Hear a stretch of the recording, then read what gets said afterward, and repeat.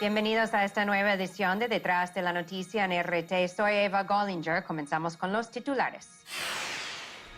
Sigue la crisis fronteriza entre Venezuela y Colombia luego del cierre de la frontera venezolana y la declaración de un estado de excepción en varios municipios del estado Táchira. Más de 1,000 colombianos han sido deportados de Venezuela y miles más han salido de manera voluntaria. Cientos de toneladas de productos alimenticios que iban como contrabando a Colombia han sido incautadas por autoridades venezolanas en la lucha para recuperar el control de esa región. Mientras el gobierno estadounidense pretende imponer nuevas sanciones contra China por ciberespionaje, el presidente Obama se prepara para recibir al presidente chino durante su próxima visita estatal a Washington. La relación entre Estados Unidos y China se encuentra en un momento difícil con el fortalecimiento del bloque de los BRICS y la alianza entre China y Rusia. Una estadounidense encarcelada por espionaje y condenada a 25 años de prisión ha afirmado en una entrevista desde su celda que no arrepiente sus acciones. La exanalista de la inteligencia militar de Estados Unidos, Ana Belén Montes, fue arrestada en 2001 por compartir información clasificada con oficiales cubanos. Debido a las solicitudes de ustedes, nuestros usuarios y usuarias, hemos decidido cubrir con mayor profundidad la crisis fronteriza entre Venezuela y Colombia. Es un tema muy delicado, con muchas opiniones y interpretaciones. Por eso vamos directo a algunos datos, hechos y evidencias concretas. En Venezuela hoy viven a cerca de 5.6 millones de colombianos. La mayoría han huido de su país, de la guerra civil, buscando refugio en Venezuela. Y durante la gestión del presidente Hugo Chávez hubo iniciativas especiales para legalizar a esos colombianos en Venezuela. También durante la gestión de Chávez y ahora con el presidente Nicolás Maduro, Venezuela ha jugado un papel fundamental en el proceso de paz en Colombia. Pero no obstante, ambos países comparten una frontera de 2.219 kilómetros, la mayoría selva profunda. Y es una región conocida ya durante décadas de ser un centro de actividades ilícitas, narcotráfico, contrabando, violencia paramilitar, secuestros, también presencia de la guerrilla colombiana. Ahora, con la decisión de cerrar la frontera, se basa en varias razones. Según cifras del Estado venezolano, cerca de 40% de los productos de consumo en Venezuela son trasladados por esa frontera con Colombia y luego vendidos en Colombia como contrabando. Y según cifras de la gobernación del estado Táchira en la frontera, 80% de los productos alimenticios de ese estado son enviados a Colombia ilegalmente por la frontera y luego vendidos como contrabando. Estamos hablando de un negocio multimillonario. Para dar un ejemplo, una pimpina de gasolina en Venezuela cuesta $1. Luego puede ser vendido en Colombia por la zona fronteriza en más de 15,000 bolívares. Así hay ganancias multimillonarias y esa situación ha creado escasez y desabastecimiento en Venezuela, una grave crisis. Vamos a profundizar más en este tema en el siguiente reportaje. Los vecinos no se eligen. Venezuela y Colombia pasan un momento crítico de sus relaciones. Después del enfrentamiento con supuestos contrabandistas en la zona fronteriza, en el que resultaron heridos 3 militares venezolanos y un civil, Venezuela ha declarado el estado de excepción en varios municipios del estado de Táchira y ha cerrado la frontera a lo largo de ese territorio. Ya basta. Llegamos al punto límite, ya, de la agresión de los grupos armados, de los bachaqueros y de los contrabandistas contra un pueblo noble y trabajador como el venezolano. Pero también estamos llegando al punto límite que puede aguantar Venezuela. Para resguardar la región, Caracas desplegó en las zonas fronterizas fuerzas adicionales de la Guardia Nacional Bolivariana, cuya tarea principal es realizar operaciones casa por casa. Ya han deportado a más de 1,000 colombianos sin documentación y han capturado a decenas de presuntos paramilitares tras decretar el estado de excepción. El presidente de Colombia, Juan Manuel Santos, criticó esta decisión al asegurar que la medida es injustificada. El mandatario declaró que los problemas de Venezuela se originan en la propia Venezuela, no son hechos en Colombia ni en otras partes del mundo, a la vez que habló del reto de trabajar juntos.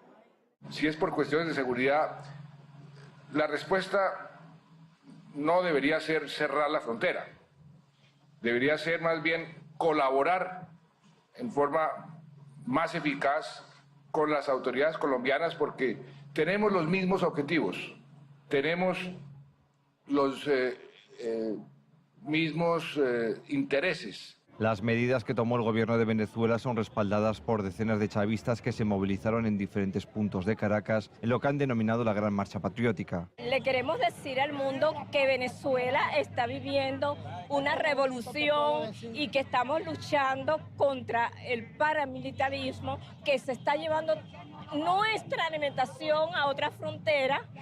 Y estamos en esta lucha y dándole un respaldo a Nicolás Maduro. Mientras tanto, en Colombia dicen que la confrontación entre los países vecinos es beneficiosa para Venezuela, que está en vísperas de las elecciones parlamentarias del 6 de diciembre. La confrontación solo sirve a intereses políticos, individuales y electorales,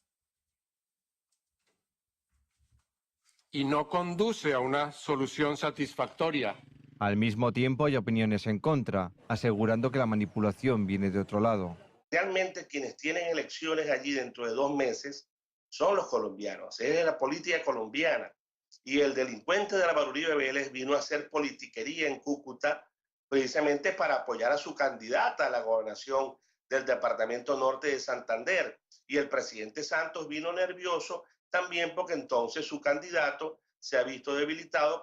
Ahora desde el gobierno venezolano afirman que además de los problemas de los paramilitares y el contrabando, Colombia es la culpable de la devaluación del bolívar y la especulación en el mercado paralelo de divisas. Los países decidieron tratar el tema como un problema de seguridad, sin ir mucho más allá ni profundizar en discrepancias económico-ideológicas, todo para garantizar la convivencia. ¿Está a punto de romperse esta convivencia?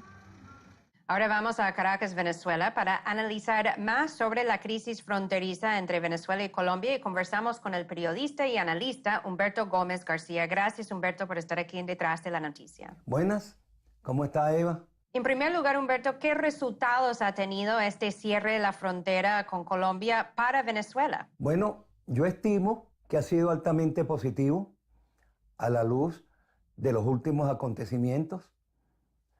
Más allá de la alaraca y el alboroto y el antivenezolanismo que el uribismo y el santismo desde Colombia han desatado. Obviamente que la derecha colombiana, la ultraderecha, no esperaba un golpe tan contundente y tan mortal a los enormes intereses de las mafias, los grupos paramilitares, los grupos económicos que han montado todo un aparataje, toda una industria a través de la frontera para socavar la economía venezolana y afectar, por supuesto, a nuestro pueblo. Humberto, muchos a nivel internacional y tanto dentro de Colombia han criticado la abrupta deportación de miles de colombianos de Venezuela. ¿Ha sido justificado esa acción para impedir las actividades ilícitas en la frontera? Asumir que se ha sido injusto es darle una connotación de humanidad a un sector pérfido y cruel, criminal, del paramilitarismo colombiano, de toda la delincuencial que se ha infiltrado del narcotráfico y todo ese universo de bachaqueros que se llevan la comida. Fueron deportados solo los indocumentados.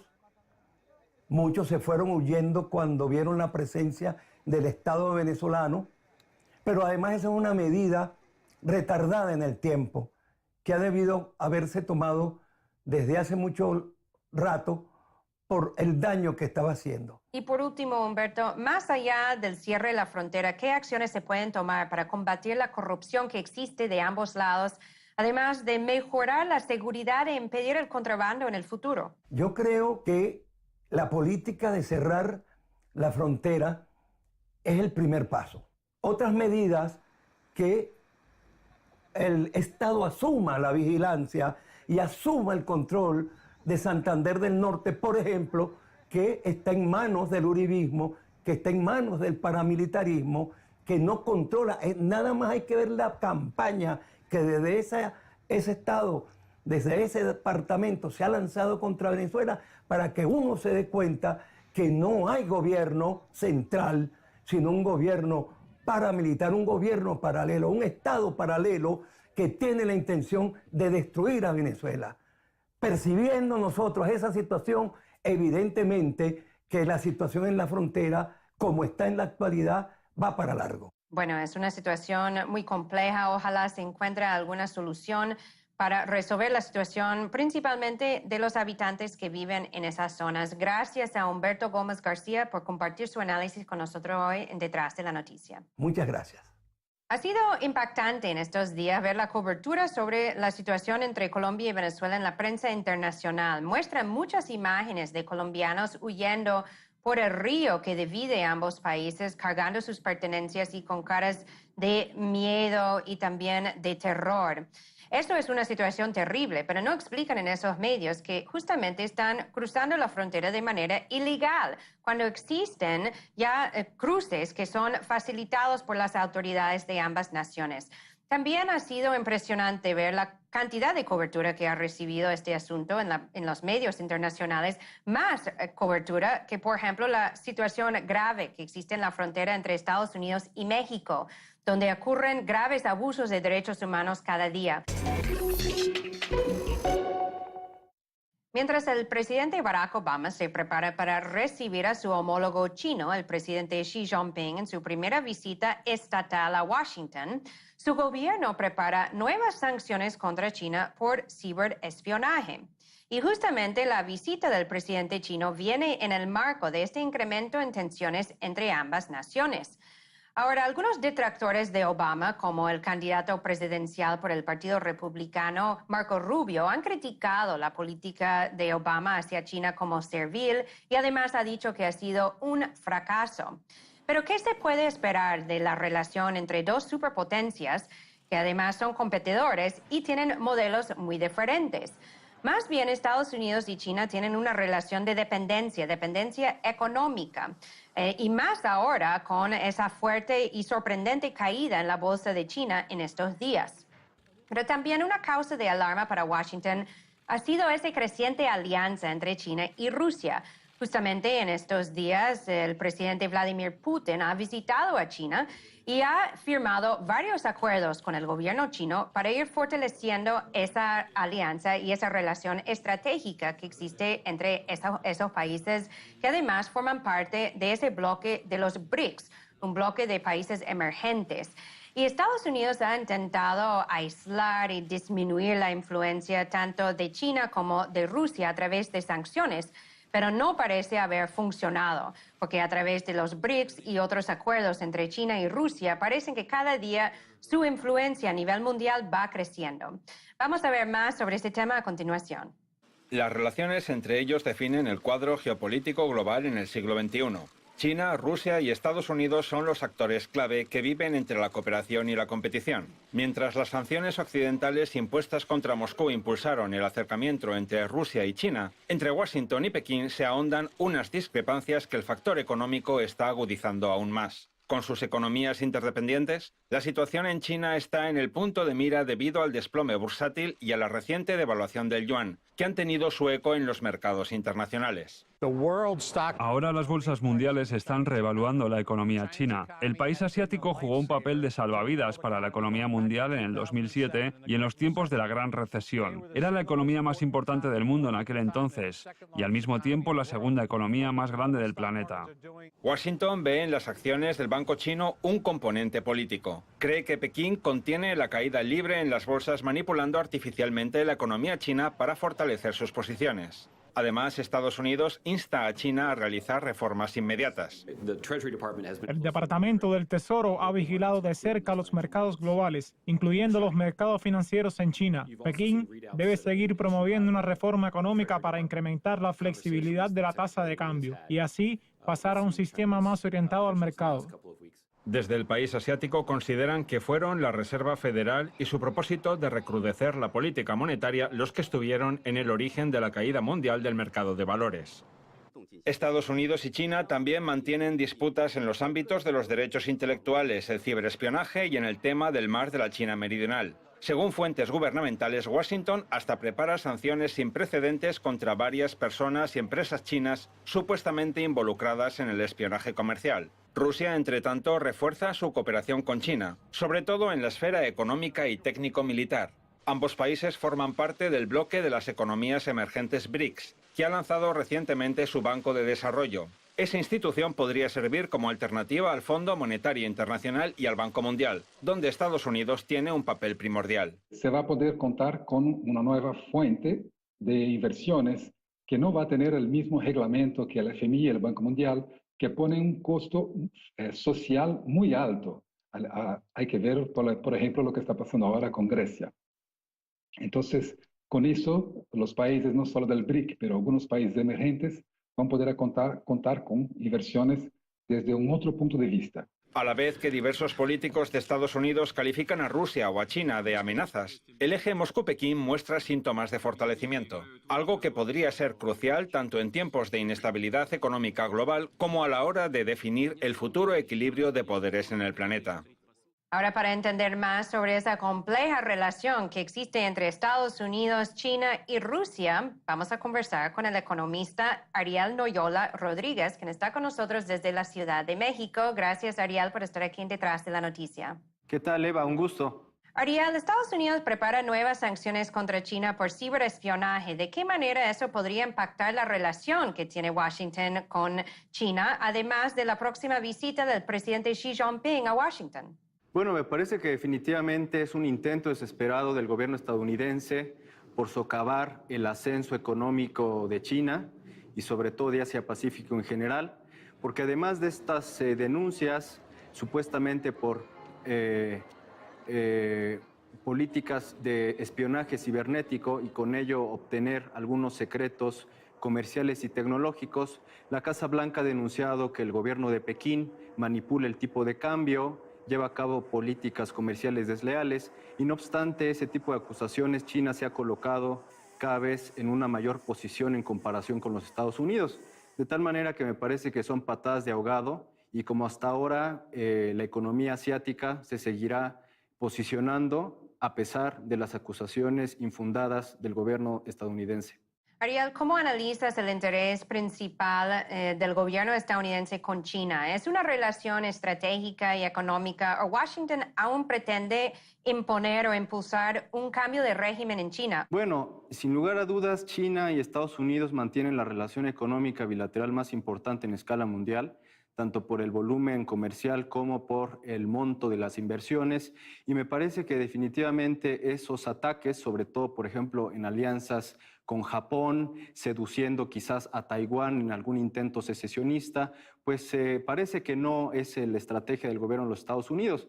Yo diría que sobre todo el plan está enfocado a desestabilizar la periferia inmediata de China en el continente asiático y no tanto apuntalar desestabilización en el plano interno de China. Ya por último, una última pregunta, Ariel, y es sobre el TPP. ¿Qué impacto puede tener el TPP en esa relación entre Estados Unidos y China? Y, por ejemplo, en este año fiscal que viene en Estados Unidos, 2016, ya el Departamento de Estado ha autorizado más de $1,000 millones para lo que ellos dicen rebalancear el papel de Estados Unidos en Asia. ¿Cómo analizas ese escenario?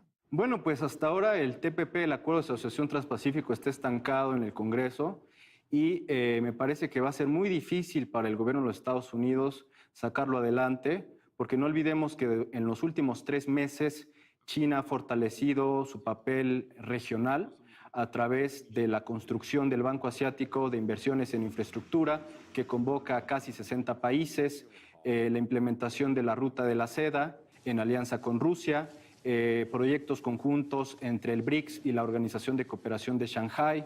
Incluso existe un proyecto de establecer conexión entre la Unión Económica Euroasiática, liderada por Rusia, y la Ruta de la Seda, liderada por China. De tal manera que me parece que esta estrategia de Estados Unidos de contener a China en el plano regional ha sido un fracaso absoluto y sobre todo lo podemos observar también en el caso de Sudamérica, como los países de la Alianza del Pacífico, que eventualmente formarían parte también del TPP, pues han venido estableciendo acuerdos clave con Pekín en los últimos 2 meses. Por ejemplo, el tren bioceánico que va a conectar a Perú con Brasil y con ello conectar el Océano Pacífico con el Atlántico. Perú forma parte de la Alianza del Pacífico y sobre todo la instalación de la primera plaza del yuan en Santiago de Chile. De tal manera que me parece que China se posiciona, avanza y los Estados Unidos fracasan en su estrategia de contenerla.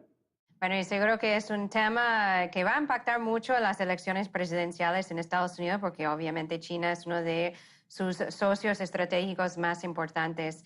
Muchas gracias, Ariel Noyola Rodríguez, por compartir con nosotros su análisis hoy en Detrás de la Noticia. Un gusto, Eva. Hasta la próxima. No me acostumbro a citar a Henry Kissinger, pero él ha hecho algunos comentarios interesantes sobre la relación entre Estados Unidos y China. Según Kissinger, ambos países, Estados Unidos y China, deberían reconocer las actividades del uno al otro como parte de la vida internacional normal y no como una causa de alarma. Y finalmente, Kissinger recomienda que dice, bueno, que a pesar de que seguro no van a superar esa gran rivalidad que existe entre China y Estados Unidos, dos grandes potencias, por lo menos deberían hacer el esfuerzo para lograrlo. Mientras el mundo conocía a los 5 cubanos presos en Estados Unidos bajo cargos de conspiración, entre otros, que fueron liberados en su totalidad el año pasado como parte de ese acuerdo histórico entre Obama y Castro, pocos habían escuchado el nombre Ana Belén Montes. Esa mujer estadounidense de origen puertorriqueño no había hablado públicamente antes de hace unos días. Ahora ha salido una entrevista con ella, casi imposible de obtener desde su celda.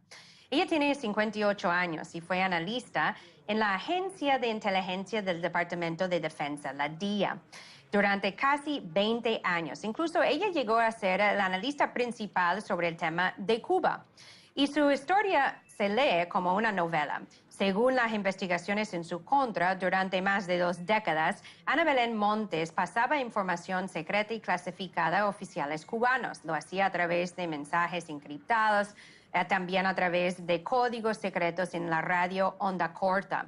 En el año 2001, ella fue capturada, detenida, acusada de espionaje y ella se declaró culpable.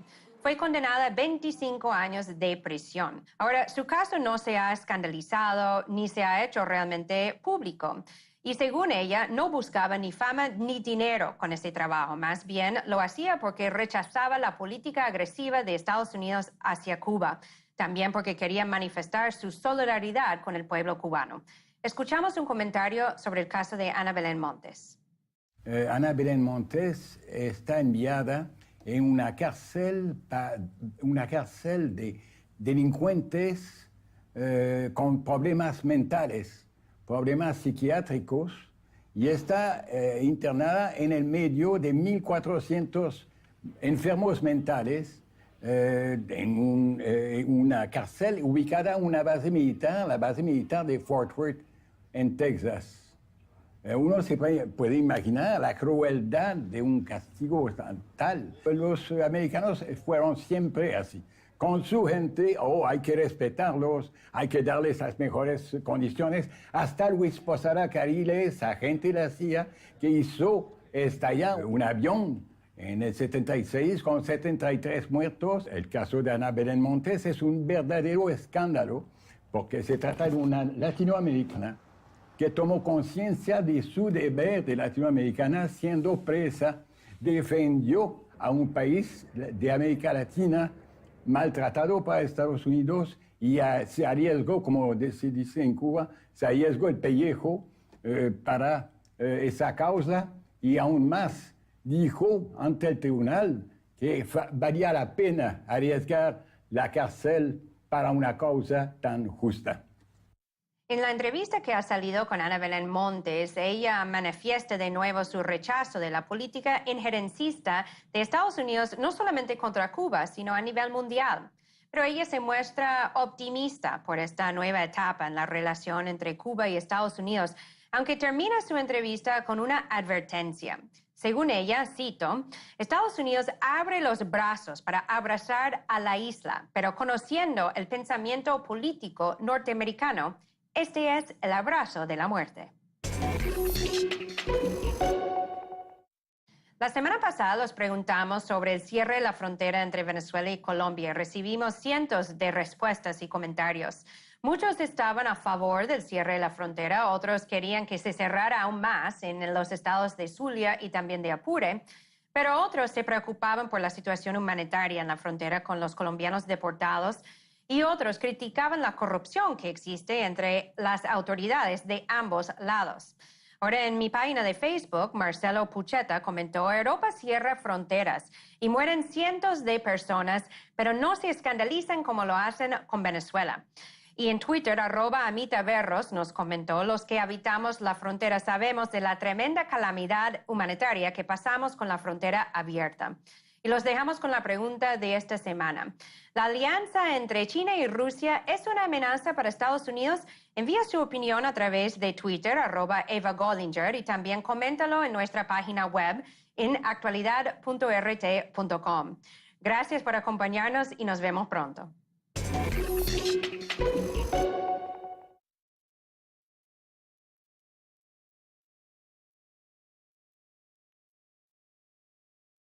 La crisis fronteriza entre Venezuela y Colombia es un tema muy delicado, con muchas opiniones y interpretaciones. Por eso vamos directo a algunos datos, hechos y evidencias concretas. En Venezuela hoy viven a cerca de 5.6 millones de colombianos. La mayoría han huido de su país, de la guerra civil, buscando refugio en Venezuela. Y durante la gestión del presidente Hugo Chávez hubo iniciativas especiales para legalizar a esos colombianos en Venezuela. También durante la gestión de Chávez y ahora con el presidente Nicolás Maduro, Venezuela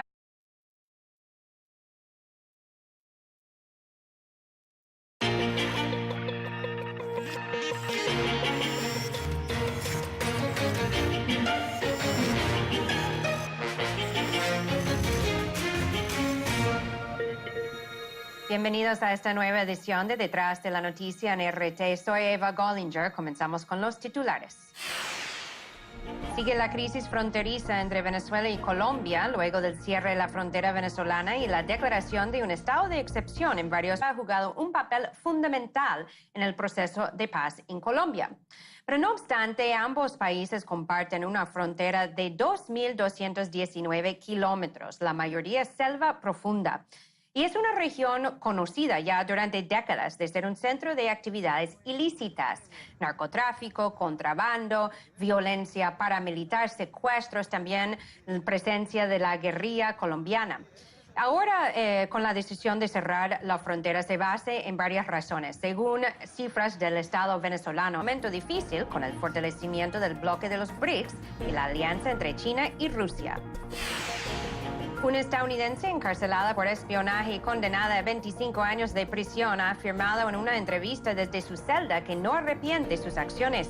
La exanalista de la inteligencia militar de Estados Unidos, Ana Belén Montes, fue arrestada en 2001 por compartir información clasificada con oficiales cubanos. Debido a las solicitudes de ustedes, nuestros usuarios y usuarias, hemos decidido cubrir con mayor profundidad municipios del estado Táchira. Más de 1,000 colombianos han sido deportados de Venezuela y miles más han salido de manera voluntaria.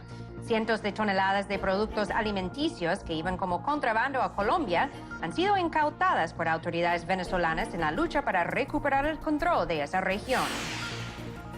Mientras el gobierno estadounidense pretende imponer nuevas sanciones contra China por ciberespionaje, el presidente Obama se prepara para recibir al presidente chino durante su próxima visita estatal a Washington. La relación entre Estados Unidos y China se encuentra en un